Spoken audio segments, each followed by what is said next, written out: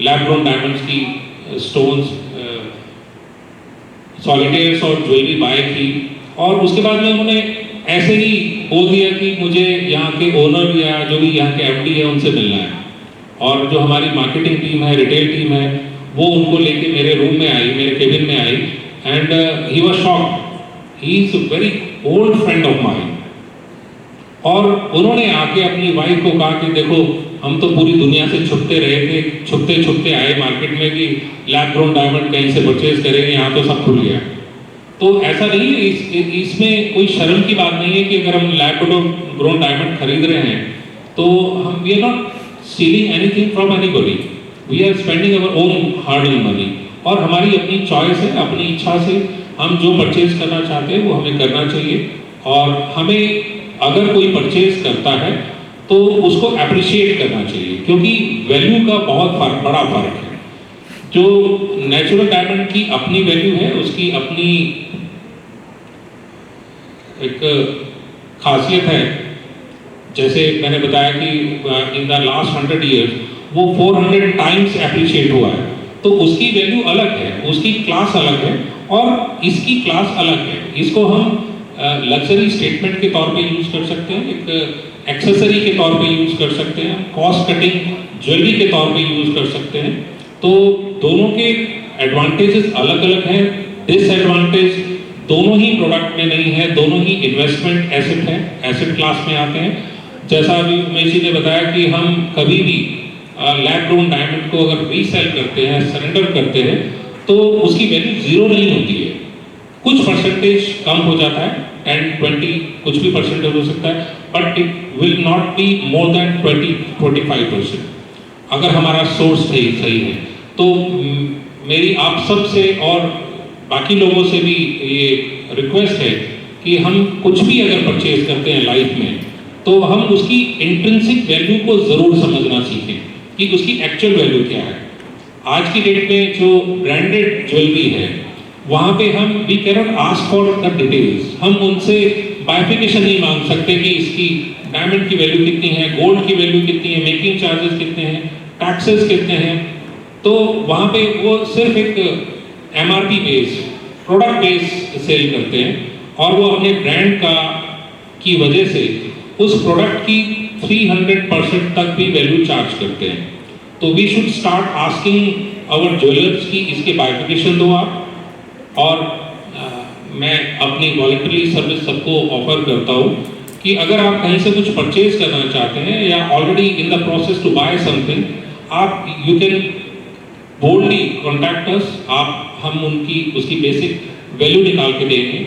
हमारा जो टारगेट या उद्देश्य सिर्फ प्रोडक्ट सेल करना नहीं है।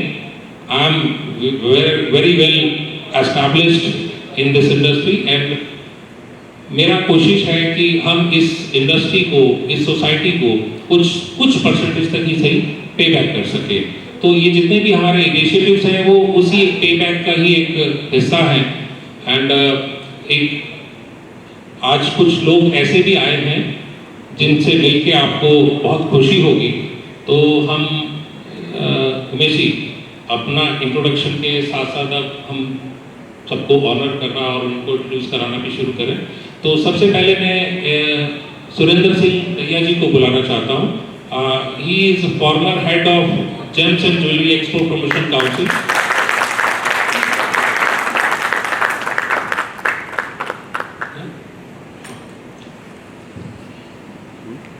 Let's all welcome Shri Surendra Singh Daya ji, former secretary of GJEPC, this is Gems and Jewelers Export Promotion Council. Sir आपका बहुत बहुत हार्दिक स्वागत है। मिस्टर भैया, few words from you please. Thanks Sharma ji, thanks Umesh ji और आए सभी मेहमानों का स्वागत। ऐसा है इंडस्ट्री में मेरे को भी करीब 30-40 साल तो हो गए और मैं सौभाग्य समझता हूँ कि मैंने इंडस्ट्री की जितना हो उसके जितना इंसान से उम्मीद करते हैं उससे बेहतर कोशिश की है सेवा करने की। जब मेरा काउंसिल में लास्ट वर्किंग डे था तो उस टाइम जो हमारे ट्रेड हेड थे उन्होंने ये पूछा कि सुरेंद्र सिंह कोई ऐसा केस तो नहीं होगा कि आपके पास है उसका काम ना हुआ। इतने लंबे ड्यूरेशन में आप इतने लोगों से डेली इंटरेक्शन करते हैं, कुछ तो नाराज होते हैं किसी का काम नहीं। तो मेरा जवाब था नहीं मिलेगा। और मैंने वो काम किया है, मैंने कहा मैं आज क्लास दे तो झूठ भी नहीं बोलूँगा। मैंने काउंसिल के सिस्टम को इग्नोर करके भी अगले का काम कर दिया। आप उसको गलत बोलो सही बोलो, किसी का मेरी वजह से काम हम पर नहीं होने दिया, चाहे मैंने सिस्टम में टोटल इग्नोर करके लो नहीं कर दिया, बाकी काम बाद में। तो इंडस्ट्री में मेरा बहुत जाना इंटरनेशनली भी सभी एग्जीबिशंस में रहा, टेक्निकली भी मैं इंस्टीट्यूशन सेट कर रहा था। 1,500 स्टूडेंट्स भी हमने जेमस्टोन डायमंड में ट्रेन किए हैं। तो बहुत सारे इवेंट इंटरनेशनली भी, गवर्नमेंट सारी पॉलिसीज में जाना आना रहा, मीटिंग्स में क्या चल रहा है तो चलता है। क्या है कि मैं थोड़ा सा बैकग्राउंड में जाऊंगा कि इंडिया में हमारा ये जो जेम एंड ज्वेलरी सेक्टर है, हमेशा से कंट्रीज का हाईएस्ट एक्सपोर्ट रहा है, आइदर नंबर 1 और 2, उससे नीचे कभी नहीं आया। अब जाके आईटी सेक्टर हमारा इंडिया के एक्सपोर्ट में एक इम्पोर्टेंट सेक्टर आया, जिसमें हमने दुनिया में नाम। चाइना में ज्वेलरी इंडस्ट्री का एक्सपोर्ट नहीं था। दे वर सरप्राइज कि इंडिया में ना गोल्ड है ना डायमंड है और हाईएस्ट एक्सपोर्ट प्रोडक्ट है, ये कैसे? उन्होंने अपनी यहाँ सेल प्रमोशन टीम भेजी कि स्टडी करो क्या रीजन। तो उनको यही था कि भाई कुछ नहीं, इससे perfection in cutting and polishing. और जेम ज्वेलरी में भी सबसे इम्पोर्टेंट जो हाईएस्ट कंट्रीब्यूशन था वो डायमंड का था। देयर आर ऑलमोस्ट 3000 से ज़्यादा मिनरल्स हैं जो ज़मीन में से हमें मिलते हैं। उनमें से हम करीब 200 के करीब स्टोन्स जो हैं यूजुअली अलग अलग पार्ट में ज्वेलरी में यूज करते हैं। नवरत्न एक उनका इम्पोर्टेंट पार्ट है। पर डायमंड को उस सब से एक अलग क्यों कर दिया? ये अपने आप में एक प्रोडक्ट हो गया है, बाकी सारे जेमस्टोन्स हो गए। बिकॉज ऑफ इस नेचुरल कैरेक्टरिस्टिक्स, हार्डेस्ट मटेरियल जो जमीन से मिला, जिसपे कोई इफेक्ट नहीं आया, जिसकी सारी इट इज सिंपली कार्बन। और जितने भी जेमस्टोन्स बने हैं that is combination of different chemical compositions. इस simple one element carbon,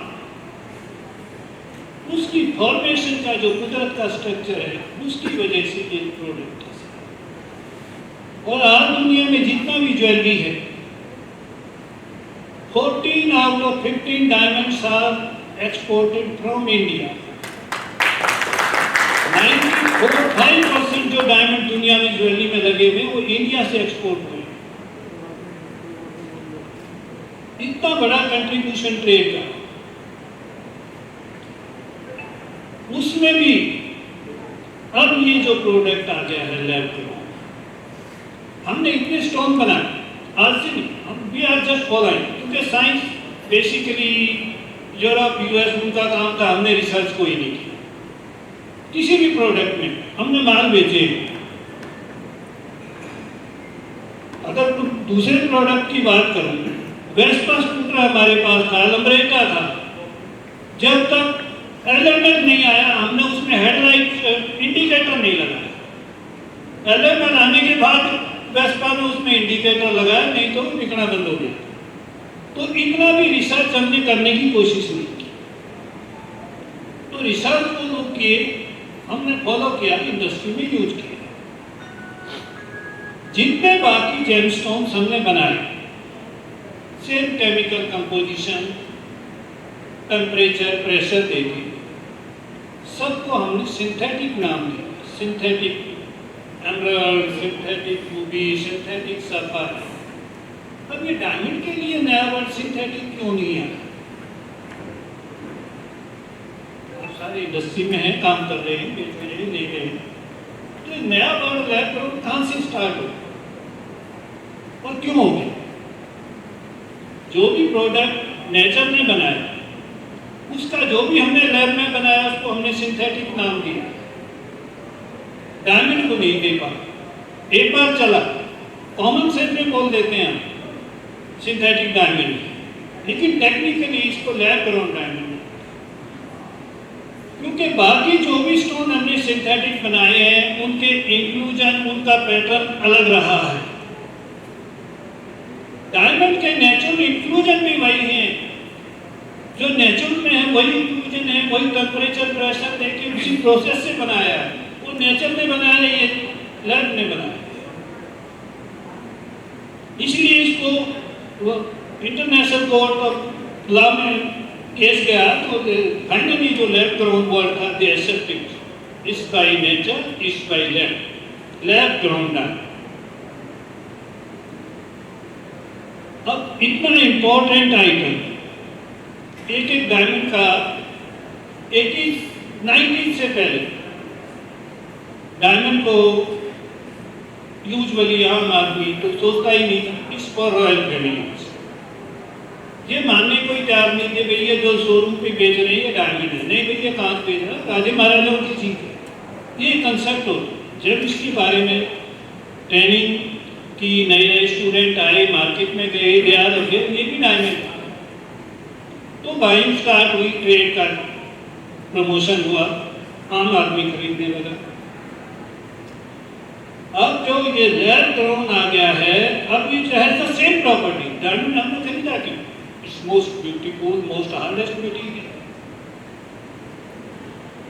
this is the right time. जब आप डायमंड ज्वेलरी चलेगा, ज्वेलरी आज से नहीं है, ज्वेलरी सिर्फ मेटल का, गोल्ड का, सिल्वर का नहीं, कितनी भी चीजें। अगर कभी आप आदिवासियों को देखें, अफ्रीका के जंगलों में देखें, जहां भी कोई सोसाइटी से कोई मतलब नहीं, वहां भी जो लेडीज है कुछ नहीं तो फूल और उनका ही बना के बॉडी पे पहन, just it's for their beautification. तो उससे ही कितनी सारी चीजें सोसाइटी के साथ चलती आई, चीजी जोती गई, बनती। हमारे यहाँ जो हम बाई कर रहे हैं, सेल कर रहे हैं, we are converting our income saving into jewellery. It's not for fashion. जो यूरोप यूएस मार्केट है that is for fashion industry, use and throw.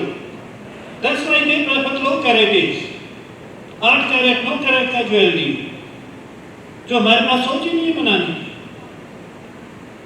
अगर हमको लीड करना है, हम कह रहे हैं दुनिया की 5वीं बड़ी इकोनॉमी है,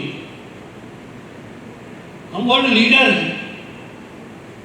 लीडर जब होंगे जब लीड की तरह आगे काम करेंगे, कुछ नया रिसर्च करेंगे, कुछ नया क्रिएट करेंगे, फॉलो करने से लीड होंगे। ये इंडस्ट्री बहुत सारे कंट्रीज में मैन्युफैक्चरिंग है ही नहीं, they are totally dependent on imports. Egypt में मैं गया, they prefer Indian jewellery. I went to Chile, South America, last country. Total jewelry they are importing. उनकी जो सबसे बड़ी इंडस्ट्री थी कंट्री की, आज इजिप्ट है, उनके पास 20 कारीगर थे। इतने बड़े कंट्री में टोटल इंपोर्ट बेस है, and we have biggest labour force of the world. हमको गोल्ड वैल्यू इंटरनेशनली है, एक्सपोर्ट करो, लोकल खरीदो, व्हाटएवर। जो लंदन मेटल का एक्सचेंज का रेट है उस पर अपनी ड्यूटी लगा के वही रेट पे अप डाउन 100, 200, 500 रुपये होता है। वही प्राइस मेटल का वहाँ है, उसी प्राइस पे यहाँ है। आप एक्सपोर्ट करते हैं, आपको जो ड्यूटी पार्ट है वो ड्रॉबैक मिल जाता है, अदरवाइज एक्सपोर्ट के अगेंस्ट आपको ड्यूटी फ्री मिल जाता है। तो हमको मिलना है लेबर का। पहले जब मिनिस्ट्री में कई बार मीटिंग होती थी, सारे प्रोडक्ट्स वाले, export promotion council, board meeting में बोलते हुए एक्सपोर्ट इसका, तो उनका पहला क्वेश्चन ये होता था भाई ये जेमिन ज्वेलरी वाले हैं, ये हाईएस्ट एक्सपोर्ट है, कहते हैं कि पूछो इनका इम्पोर्ट कितना है, because we are biggest importer also. जब जिस प्रोडक्ट को हम यहाँ मटेरियल ही नहीं, रहा मटेरियल नहीं, वी हैव टू इम्पोर्ट। तो एक बार जो चेयरमैन थे उस टाइम, उन्होंने कहा कि भाई I am not using anything from the country, कोई ना नेचुरल रिसोर्स यूज कर रहा हूँ ना कुछ यूज कर रहा हूँ, I am just giving employment to the countries people, I am earning foreign exchange for the country. Raw material आप हमारे को यहाँ से दे तो हम इम्पोर्ट नहीं करेंगे, So total we are importing, we are charging our making our expert artists. So we have to work on that. We have to take different markets. Don't think of just the customer in India. आज जिस product की भी बात करते हैं आप, you think of it should have an international importance. क्या चल रहा है, क्या चलेगा, वही सोच के करिएगा, तभी स्टैंड कर पाएंगे। कितने सारे जो थे प्रोडक्ट चला रहे थे, हमारा तो ये अच्छा बिक रहा है, देखो आऊँ। और जितना फास्ट चेंजिंग पिछले 15-20 साल के अंदर आया है, आईटी से, मोबाइल से, इससे everybody has approach to everything. नई जनरेशन तो टोटली मोबाइल आईटी सेक्टर के ऊपर ही है, घर बैठे ही ऑर्डर करती है, सब कुछ वहीं आता है, उसी पे देखते, उसी पे डिजाइन, उसी पे सब नॉलेज, सब कुछ आ गया। तो यू कैन नॉट कोई हाइड करने की कोई चीज़ नहीं है, तो डिस्क्लोज करिए। करियर लैब ग्रोन है तो लैब ग्रोन कह के बेचिए। वी हैव टू चार्ज और मेकिंग वेस्टेज। पहले जो हम ज्वेलरी बेचते थे, गोल्ड का था जितना भी था 22/20, this was common marker before hall marking start. Hall marking की मीटिंग्स में मैं गया, 1-2 बार चांस बना इंडस्ट्री के साथ ऐसे ही, तो मैं कहा भाई ऐसा है, उन दिनों 100 रुपये भी लगा के रखा होता था, no making, no wastage, this is our gold rate, how it is possible. मैं कहा देखिए आपको ज्वेलरी बेचना है, आपको एक प्योरिटी देना पड़ेगा, मेकिंग वेस्टेज आपका राइट है, वो कह के लीजिए, अदरवाइज जिस कस्टमर से आज आप मेकिंग वेस्टेज नहीं है तो कल आप उसको खो देंगे, क्योंकि वो देगा नहीं। मैं तो वीडियो से आपसे कह रहा हूँ, आज तक नहीं कि आज कैसी मेकिंग है। तो जो अपना राइट है, प्रोडक्ट की बाई आप कर रहे हैं, पैसा उस पर भी लग रहा है और आपने बेचना है, तो जो हमारा लेबर ओरिएंटेड जो मेकिंग चार्जेज है, वो जो सर्विस चार्जेज है, we have to charge. Lab grown it has all the properties and it has gone to up to extend, सब इससे आगे नीचे और जाने का सोचिए मत। जो आप इतना हाई वैल्यू नेचुरल डायमंड पे लगाते हैं, वो चीज you can not differentiate. Normal lab, nobody can differentiate between natural and lab grown. Same properties, same hardness, everything, appearance वही, इन्वेस्टमेंट आपका कुछ भी नहीं। अपीयरेंस से वो आपका जो पर्पज है ज्वेलरी का, वो वही, उसका कुछ जाना भी नहीं है। You can go on changing, जो बाई करेंगे आगे यू कैन रीयूज, आपकी जनरेशन भी रीयूज करेंगे उसको। तो इंडस्ट्री का दिस इज टाइम, जो लीड करता है वही जीतता है। आज भी जो पुराने लोग हैं वो अलमारी को गोदरेज की अलमारी बोलते हैं, लोहे की अलमारी नहीं बोलते, स्टील की अलमारी नहीं बोलते। पेस्ट भी लेना है तो वो कोलगेट, पेप्सोडेंट का कोलगेट दे दे पेस्ट में। तो जो इनिशियली जो नाम ब्रांड क्रिएट करता है, वो कंपनी नाम और प्रोडक्ट हमेशा है। So for my opinion this is the best time कि जो प्रोडक्ट है उसको कह के बेचिए, तो लीड करेगा, वो अपना नाम खड़ा करेगा, वो सर्वाइव करेगा।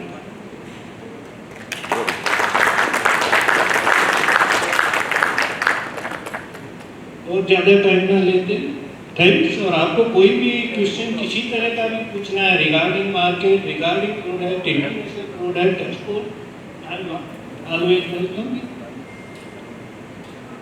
शर्मा जी जानते हैं, जब चाहिए थैंक यू। सुरेंद्र सिंह दहिया जी का हम बहुत आभार व्यक्त करते हैं कि उन्होंने अपना बहुत कीमती समय यहाँ निकाला और अपने लाइफ के एक्सपीरियंसेस भी शेयर किए, जो इनवैल्यूएबल हैं, जो अर्न करने पड़ते हैं, इतना टाइम लगाना पड़ता है। You can not learn from internet. आपको एक्सपीरियंस, आप नॉलेज गेन कर सकते हैं, आप एक्सपीरियंस गेन नहीं कर सकते। तो उन्होंने जो पूरी ज़िंदगी इस इंडस्ट्री को दिए हैं और उन्होंने यहाँ पे अपने कुछ पिछले एक्सपीरियंसेस भी जो बताए हैं हमें, और वो बहुत आई ओपनर है। मैं उनको बहुत लंबे अरसे से जानता हूँ, जब वो यहाँ पे पूरे दिल्ली के नॉर्थ इंडिया के gem jewellery export promotion council के हेड थे और सबको सपोर्ट करते थे। हमें भी एक दो बार उनसे सपोर्ट लेने का मौका मिला and I am still thankful for दो सर्विसेज। और अब हाँ बिल्कुल दो तीन चीज़ें जो मेरे दिमाग में हैं जो शायद मैं कहना भूल गया वो मैं कहना चाहूँगा कि जैसे सर ने बोला कि इट इज़ इम्पॉसिबल टू जज कि ये लैब ग्रोन डायमंड है या नेचुरल डायमंड है, दैट इज़ फॉर ह्यूमंस। मतलब किसी भी वर्ल्ड में इंसान के लिए इम्पॉसिबल है जज करना कि कोई पर्टिकुलर डायमंड नेचुरल है कि लैब ग्रोन है, लेकिन टेस्टिंग के थ्रू ये पता किया जा सकता है। और मैं टेस्टिंग के बारे में एक और विशेष चीज़ ऐड करना चाहूँगा because this is a knowledgeable session कि अब जब हम पहले डायमंड की टेस्टिंग किया करते थे और जिस पैरामीटर पे हम टेस्ट करते थे उन पैरामीटर्स पे अगर हम लैब ग्रोन डायमंड को टेस्ट करेंगे तो डायमंड ही बताएगा। तो वो क्या डिफ्रेंसिएशन है कि पता चलता है कि लैब ग्रोन डायमंड है या नेचुरल डायमंड है, वो उसकी कार्बन डेटिंग होती है कि उसकी एजिंग चेक की जाती है कि कितना पुराना पीस है ये। अगर वो 50, 100, 10, 20, 30 साल पुराना है फॉर एग्जाम्पल तो वो लैब ग्रोन डायमंड है, और वो 10,000, 20,000, 50,000 साल पुराना है तो वो नेचुरल डायमंड है। तो मैं इस बात में क्यों जोर देना चाह रहा हूँ कि अगर हम रेगुलर टेस्टिंग करेंगे तो कोई डिफरेंस उसमें नहीं आता रेगुलर टेस्टिंग में भी। एक ये चीज़ हो गई। दूसरी चीज़ ये हो गई कि जब आप ये चीज़ देखते हैं कि कितनी इनोवेशन इसमें लगी है, कितने सालों की मेहनत इसमें लगी है, और उसके बाद एक ऐसी चीज़ बन करके आई है कि जिस चीज़ को लोग पसंद करते थे, चार्म करते थे, जिसके लिए लोग दीवाने हैं, डायमंड पहनना चाहते हैं और डायमंड से अपने को ब्यूटीफाई करना चाहते हैं, अब जब वो चीज़ रीजनेबल आ रही है और ये ऐसा नहीं कि कोई तुक्के पे बन गई, इसके लिए बहुत मेहनत गई है, बहुत साल गए हैं और बहुत जाने भी गई हैं। जो HT-HP इसकी एक टेक्नोलॉजी होती थी हाई टेम्परेचर हाई प्रेशर, तो बहुत एक्सीडेंट्स हुए हैं जिसमें लोगों की जाने तक गई है, और उसके बाद जब चीज़ हमारे पास में है तब हम उसको डाउट करते हैं। मैं अपनी इंडस्ट्री से छोटा सा एग्जाम्पल लूँगा क्योंकि मैं जाना से इम्पोर्ट का काम करता हूँ कि हम घरों में पहले दिए जलाते थे, फिर हम घरों में तार में होल्डर लगते थे, उनमें बल्ब लगते थे, बिजली वाला आता था तार में होल्डर लगा लगा के बनाता था, अच्छा खासा चार्ज करता था, फिर वो बिजली वाला उनको लगाता था, उतारता था, और अब 50-50 रुपए की लड़ी रिटेल में आ रही है, हम उसको लगाते हैं, घर को सजाते हैं, फिर बोलते हैं कि बॉयकॉट दिस। मतलब हमारी कहीं ना कहीं हमें मिसगाइड किया जाता है, हमें ढंग से एजुकेट नहीं किया जाता कि कोई एक कंट्री है अच्छा काम कर रही है और हमारे को हमारी रिक्वायरमेंट के हिसाब से रीजनेबल चीज़ लाके दे रही है, फिर हम उसको अप्रिशिएट नहीं करके उसको मतलब एक प्रोपेगेंडा के तहत उसको खराब बता देते हैं। Same is the case with lab grown diamond. अब आप किसी नेचुरल डायमंड वाले के पास जाते हैं जो सिर्फ नेचुरल डायमंड में डील कर रहा है, उसके बाद 10, 20, 30 किलो के नेचुरल डायमंड का स्टॉक है, वो कैसे उसकी तारीफ कर सकता है? तो वो बोलेगा ये तो एक फर्ज है, ये नहीं चलने वाला है। लोग ऐसी बातें तक बोलते हैं कि इसकी चमक खत्म हो जाएगी। भाई क्यों चमक खत्म हो जाएगी? मतलब इसकी लाइफ कम है, नेचुरल डायमंड की थोड़ी सी कम है। मतलब अगर नेचुरल डायमंड की कोई अनलिमिटेड लाइफ है तो अनलिमिटेड की थोड़ी सी कम है। मतलब तो इस तरह की चीज़ों से मिसगाइड किया जाता है। और सर ने जो एक बात बोली कि हम इस चीज़ को जो लीड कर रहे हैं, इसके बारे में एजुकेट कर रहे हैं, so we are going to reap the benefit of it. और एट द एंड मैं सबसे ये रिक्वेस्ट करूँगा कि इस इवेंट का, इस एजुकेशनल सेशन का पर्पस यही था कि अपने ओपन माइंड से आइए, हमसे मिलिए, समझिए और लैब ग्रोन डायमंड को एक्सेप्ट कीजिए, बाय कीजिए और अपनी हार्ड एंड मनी को कहीं और यूज़ करिए, क्योंकि आपका पर्पस तो तब भी सॉल्व हो जाएगा। और एक्चुअल में डायमंड तो आप लोग हो, जब आप पहनते हो तो डायमंड की वैल्यू, अदरवाइज तो पत्थर ही है ना वो। और एक चीज़ मैं बस लास्ट में और एक पॉइंट ऐड करूँगा, जो सर ने बताया कि मतलब जेम स्टोन्स हमारे अपने नहीं है, इम्पोर्ट करते हैं, फिर उसको उसमें वैल्यू ऐड करते हैं, और one of the biggest exports हमारी ये इंडस्ट्री है। इवन आज के टाइम में मोदी जी, पीयूष गोयल जी इसको बड़ा खुल के प्रमोट कर रहे हैं। लगभग 1 साल पहले मोदी जी US गए थे तो फर्स्ट लेडी को उन्होंने, जिल बाइडन को 7 कैरेट्स का लैब ग्रोन डायमंड गिफ्ट किया, and that was a massive wave in this industry. अब वो क्यों किया गया मैं उसका रीज़न बताता हूँ, क्योंकि डायमंड वर्ल्ड वाइड कहीं से भी निकले, कटिंग पॉलिशिंग के लिए वो 85-90% इंडिया ही आते हैं। और आज के टाइम में भी वर्ल्ड वाइड जिसने भी अपनी वो मशीनें लगा रखी है लैब ग्रोन डायमंड बनाने की, मैक्सिमम मशीन इंडिया में है, फिर चाइना में है, रशिया में, USA में है। उन सबसे जो प्रोडक्शन निकलती है वो प्रोडक्शन भी इंडिया ही आती है कटिंग पॉलिशिंग के लिए, और उसके बाद जो उसमें वैल्यू एडिशन होता है उसके बाद वो इंडिया से एक्सपोर्ट होता है world wide. So India already is one of the India is already the biggest exporter of this, और इसका जो वॉल्यूम हर साल बढ़ रहा है और आगे और ज़्यादा बढ़ेगा। गवर्नमेंट इसमें 5-5 साल की सब्सिडी दे रही है इलेक्ट्रिसिटी के ऊपर, क्योंकि इसमें मैसिव अमाउंट ऑफ इलेक्ट्रिसिटी लगती है हाई टेम्परेचर क्रिएट करने के लिए।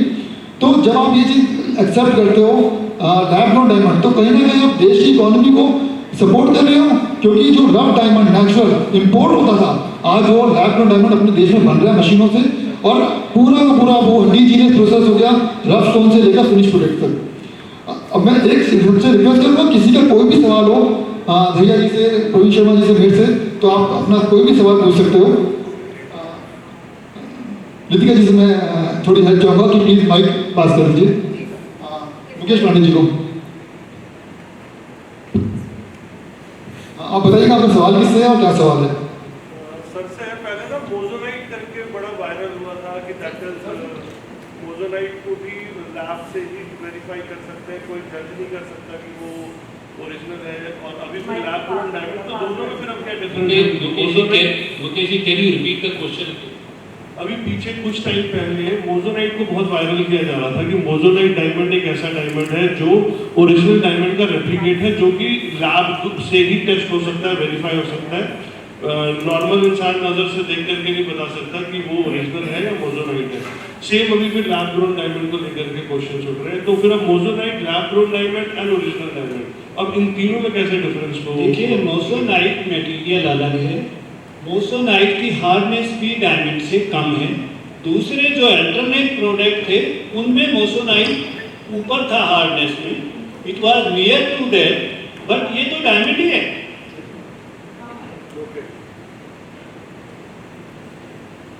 इसमें कोई चेंज नहीं है। ओनली थिंग कि ये लैब में बना, वो नेचर से बना। थोड़ा सा और क्लैरिफाई करना चाहूँगा कि आज से पहले, इस लैब ग्रोन डायमंड से पहले जितने भी स्टोन्स बने हैं या उसकी रेप्लिकेट बने हैं जो डायमंड को कॉपी करते हुए, उसके स्टाइल को, उसके कटिंग स्टाइल को, उनमें से किसी को भी डायमंड नहीं कहा गया। वो सब स्टोन्स थे या सिंथेटिक प्रोडक्ट्स थे। कोई दूसरा स्टोन भी जो होता है, नेचुरल कुछ स्टोन्स भी होते हैं, उनकी भी कटिंग पॉलिशिंग डायमंड की तरह करके उसको डायमंड की तरह प्रेजेंट किया जाता था, पर कभी भी किसी को डायमंड का नाम नहीं दिया गया। और ये क्योंकि डायमंड ही है, इसकी जो प्रॉपर्टीज हैं वो 100% सेम है, तो ये इसको हम किसी भी और से कंपेयर नहीं कर सकते। पास्ट में जितने भी आए हैं वो सारे डुप्लीकेट कह सकते हैं, फेक कह सकते हैं, but they were not diamond. और ये इसकी सब प्रॉपर्टीज जो है वो डायमंड से ही मैच करती है।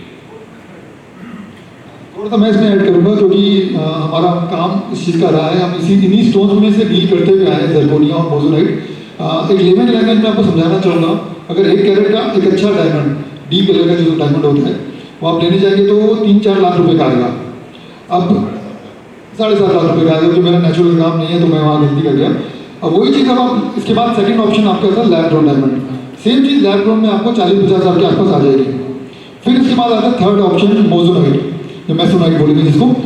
मोजोनाइट एक डिफरेंट मटेरियल है, डिफरेंट कैरेक्टरिस्टिक्स है। अब वही चीज़ आपकी आ जाएगी 300 रुपये की सीधा, 7.5 लाख, 50 हज़ार, 300 रुपये। और वही चीज़ आप जर्कन में आ जाएगी तो हो जाएगी वो 40-50 रुपये की। मैं मतलब बेस्ट क्वालिटी ऑफ जर्कन बता रहा हूँ, जो सिग्निटी का आता था, अभी वो कंपनी बंद हो गई है। मतलब बेस्ट क्वालिटी जर्कन 40-50 रुपये का, मोजोनाइट 300 रुपये का। भले वो आपको हो सकता है 1000, 10,000, 20,000 का मिले क्योंकि आपको अवेयरनेस नहीं है। लैब ग्रोन डायमंड 40-50 रुपये का, वो भी आपको 50,000 का नहीं मिलेगा, बाकी में मिल जाएगा तो 1-1.5 लाख का मिलेगा कि भाई 7 लाख की चीज़ आपको 1 लाख मिल रहा है, आप उसमें भी खुश हो जाएंगे। मैं एकदम wholesale to wholesale rate compare कर रहा हूँ। और डायमंड सीधा 7.5 लाख का। जितना इनकी प्राइस में डिफरेंस है, उतना ही इनकी क्वालिटी कैरेक्टरिस्टिक्स में डिफरेंस है। मतलब 99.99% डिफरेंस आ गया क्यूबिक ज़िरकोनिया में और नेचुरल डायमंड में, तो इतने ही इनकी प्रॉपर्टीज में और कैरेक्टरिस्टिक्स में डिफरेंस है। मेरा सवाल जो है वो प्रवीण जी से है और सर आपसे भी है। दरअसल मोजोनाइट की बात की जा रही थी, है ना? ऐसे बहुत सारे शॉप है जो मोजोनाइट को ये कहते हैं कि वो डायमंड का एक रूप है और वो दे भी देते हैं और लोग ले भी लेते हैं, वो ज़्यादा उससे डिफरेंस नहीं समझ पाते हैं। एक्चुअली मेरे साथ भी एक बार ऐसा हो चुका है, इसलिए मैं ये क्वेश्चन आपसे कर रही हूँ और डिफरेंसेस भी आपने बता दिए। दूसरी बात मेरी ये, दूसरा क्वेश्चन मेरा ये आपसे है, क्योंकि लैब ग्रोन डायमंड की आप बात कर रहे थे और नेचुरल डायमंड की आप बात कर रहे थे। कभी कभी क्या होता है ना कि जब हम शॉप पर जाते हैं ना तो वो मुझे हम सबको एक जैसा ही बताते हैं कि इसमें बहुत ज़्यादा डिफरेंस नहीं है, लेकिन आप प्राइस वाइज डिफरेंस है उसे क्लैरिफाई नहीं कर सकते। लेकिन इसे कैसे बेसिक तौर पे कैसे समझा जा सकता है कि ये लैब ग्रोन डायमंड है और ये नेचुरल डायमंड है? कभी कभी तो कस्टमर को हमेशा एक ही बोल के दे देते हैं। देखिए, सबसे पहले तो ज़रूरी है कि हम इन्फॉर्म्ड बाइंग करें, हमें नॉलेज हो कि हम क्या बाय करने जा रहे हैं और उसका सोर्स क्या है। इसके साथ साथ हमें इंसिस्ट करना चाहिए थर्ड पार्टी सर्टिफिकेशन के लिए। कोई भी हम प्रोडक्ट खरीदते हैं, आज हम इलेक्ट्रिकल प्रोडक्ट खरीदते हैं तो उसके साथ में ISI का मार्क होता है। ऐसे ही ज्वेलरी में, गोल्ड ज्वेलरी में BIS का मार्क होता है। और डायमंड की हम बात करें तो उसका सर्टिफिकेशन होता है जो उसकी ग्रेडिंग और उसकी प्रॉपर्टीज के बारे में बताता है। तो हम कहीं भी से भी कुछ परचेज करते हैं, प्राइस सेकेंडरी है, प्राइस के लिए हम we cannot argue, we cannot उसके ऊपर डिबेट नहीं की जा सकती, हर की प्राइसिंग स्ट्रक्चर अलग होता है। बट जेन्युइननेस को हमें ज़रूर वेरीफाई करना चाहिए और वो भी थर्ड पार्टी सोर्स से। तो जो ऐसे ड्यूप करते हैं, जैसे आप बता रहे हैं आपके साथ हुआ है, और आपको कोई मोज़नाइट या आर्टिफिशियल डायमंड कह के और रियल डायमंड कह के और कुछ और दे दिया गया है, तो आपको ज़रूर इसके अगेंस्ट में स्टेप उठाना चाहिए।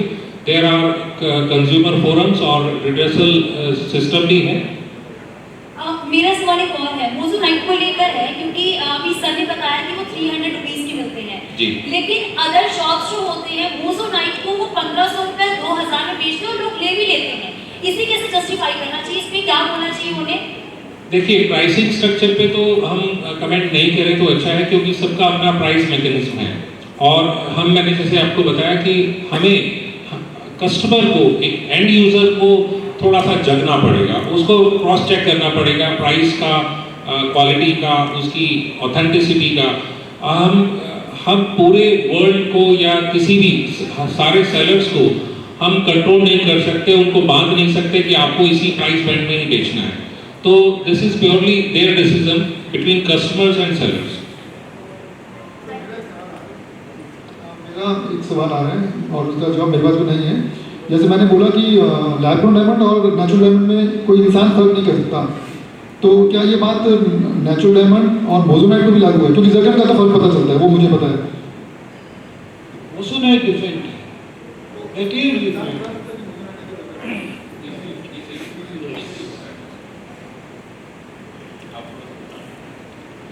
बेसिकली उसकी ब्रिलियंसी देखेंगे तो डायमंड से भी ज़्यादा परफेक्ट कटिंग, लेकिन उसकी प्रॉपर्टीज, उसकी हार्डनेस भी उससे कम है।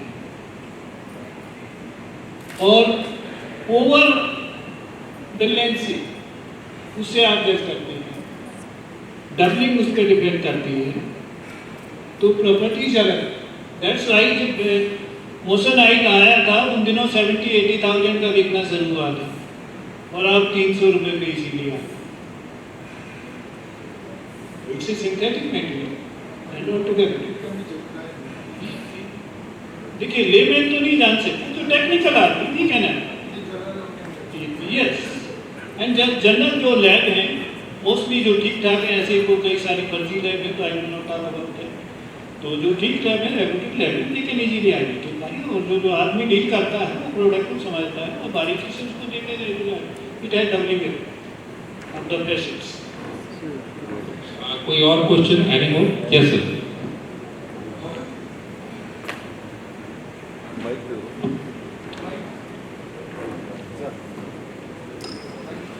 मैं क्वेश्चन नहीं कर रहा हूँ, मैं आपकी हेल्प करना चाहता हूँ यहाँ पर। जरूर जरूर। आज हमारा जो यहाँ पर प्रोडक्ट है वो है लैब ग्रोन जी diamond, not the natural diamond. नहीं, हम यहाँ पर दोनों को पैरिटी ठीक है इसमें। ठीक है जी। तो जिसने नेचुरल खरीदना है ना, या जिसने नेचुरल बेचना है, ये दिक्कतें उसके लिए जो हम डिस्कशन कर रहे हैं। जिसने लैब ग्रोन खरीदना है उसमें दिक्कत नहीं, वो तो पहले ही सस्ता है। तो अगर मैं दुकानदार के पास जाके कहता हूँ कि मुझे लैब ग्रोन चाहिए और वहां पर वो नेचुरल मुझे दिखा के कंपेयर नहीं करेगा ना, वो कहेगा नहीं है। अगर झूठ बोलना चाहता तो कह देगा नहीं है जी। तो आप कह रहे हो 7.5 लाख रुपए वाला 40-50 हजार रुपये, मैं 7.5 लाख का तो एक सेगमेंट अलग है कस्टमर्स का। 1 लाख का एक नॉर्मल सा सेगमेंट होता है। 1 लाख वाला कितने का मिलेगा? जो 1 लाख का नेचुरल है वो अगर हम वो लेते हैं लैब ग्रोन, वो अप्रॉक्स कितने का? 15,000 है। 15,000 का। जी। तो 15,000 को कन्विंस करें ना लोगों को कि 15,000 क्यों खर्चना है, हम 1 लाख को कंपेयर ना करें। मेरे एक सेमिनार में बात हुई, मैंने वीडियो में मैंने कहा कि अगर आपका बिजनेस नहीं चलता है तो तब मुझे डायमंड का आइडिया नहीं था। अगर आपका बिजनेस नहीं चल रहा है तो आपको अगर पैसे चाहिए तो घर में से सोना निकालो, बेच दो और पैसे बिजनेस में लगा दो। वो कहते हैं सोना बेच दे। हम डायमंड की जब रीसेल की बात करते हैं तो वैसा साथ में रिलेट हो रहा है ना कि यार सोना बेच दे, मगर जो अलमारी के अंदर पड़ा है वो तो सोना तभी है अगर बेचोगे तो, अगर नहीं बेचा तो वो फिर लोहा ही है। तो डायमंड अगर हमारा नेचुरल है तो अगर हम उसको बेच रहे हैं तो नेचुरल है, अगर हमने यूज करना है तो फिर नेचुरल क्या और लैब ग्रोन क्या, व्हाई नॉट हम लैब ग्रोन यूज करें। सर आपने बात बोली कि 1 लाख वाला जो मार्केट है और उनको वो 10-15 हज़ार मिल रहा है, लेकिन लैब ग्रोन में क्या होता है जब उनको पहले तो 10-15 हज़ार में कोई जल्दी से देता नहीं है, वही चीज़ उनको 40-50 हज़ार में दी जाती है। अब समझो कोई हमारे पास आता है और हम बोलते हैं कि ये 1 लाख वाली जो डायमंड में नेचुरल डायमंड की चीज़ आ रही है 10-15 हज़ार की आएगी, तो बोले कोई बात नहीं 25-30 की दिखाओ, थोड़ी और बेटर दिखा दो कि जो नेचुरल में 4-5 लाख की है, क्योंकि अब परचेसिंग पावर बढ़ गई उसकी। वो कहते हैं जब मैं 15 हज़ार खर्च करूँगा तो मैं 25 खर्च करूँगा और बेटर और साफ पीस लेता हूँ। तो यूजुअली इसके जो मेन डिमांड आती है ना लैब ग्रोन डायमंड में, वो अच्छी क्वालिटी की ज़्यादा आती है as compare to natural diamond. Natural diamond में थोड़ा क्योंकि प्राइस का बजटिंग हो जाता है, क्योंकि वैल्यूबल आइटम ज़्यादा है, एक्सपेंसिव आइटम ज़्यादा है, लेकिन नेचुरल से जो वो लैब ग्रोन पे माइंड मेकअप कर लेता है तो उसका बजट बढ़ जाता है। इसमें मैं छोटा सा इंसिडेंस ऐड करना चाहूँगा, हेल्प करेगा शायद यहाँ पर, नहीं हेल्प करेगा कि नहीं करेगा मुझे नहीं पता। हम मसूरी घूम रहे थे और वहाँ पर दुकानदार के पास एक क्लिनिक देखा ज्वेलरी, ठीक है, उसको पूछा कितने का है, कहता जी 150 रुपए का। और जो लेडीज की आदत होती है जनरली कि ये तो काला हो जाएगा, है? वो कहते नहीं मैम काला नहीं होगा, कहते नहीं हो जाएगा, मैंने जितने बार ये काला हो जाता है, वो जोर लगा रहा है काला नहीं होगा, ये कहते 6 महीने में काला हो जाएगा। तो मैं तो साइड पे खड़ा था, उसको नहीं पता कि मैं इनका हस्बैंड हूँ, मैंने यार तुझे बेचना नहीं आता, मुझे बात करने दे। So again I am comparing lab grown with the natural. तो मैंने कहा मैम आप मसूरी क्या करने आए हो, घूमने आए हो ना, गोलगप्पे खाने आए हो कि आप इन्वेस्टमेंट करने आए हो? गोलगप्पे खाने आए हो ना तो 150 रुपए की ज्वेलरी खरीदो, एक शादी में पहन के जाओ, काला हुआ नहीं हुआ छोड़ो उसको बाहर फेंक दो या बात कर दो। तो अगर हमने लैब ग्रोन बेचना है तो लैब ग्रोन बेच सकते हैं, नेचुरल बेचना है तो मेहनत की जा सकती है, उसके ऊपर मेहनत करनी पड़ेगी। मदन साहब thank you very much for highlighting these facts कि हमें सिर्फ एक इन्वेस्टमेंट एंगल नहीं देखना चाहिए जब हम लग्जरी स्टेटमेंट की बात करते हैं या हम फैशन से रिलेटेड कोई भी प्रोडक्ट हम परचेज करते हैं तो उसको इन्वेस्टमेंट या एसेट क्लास में डाल के नहीं देखना चाहिए। और हमें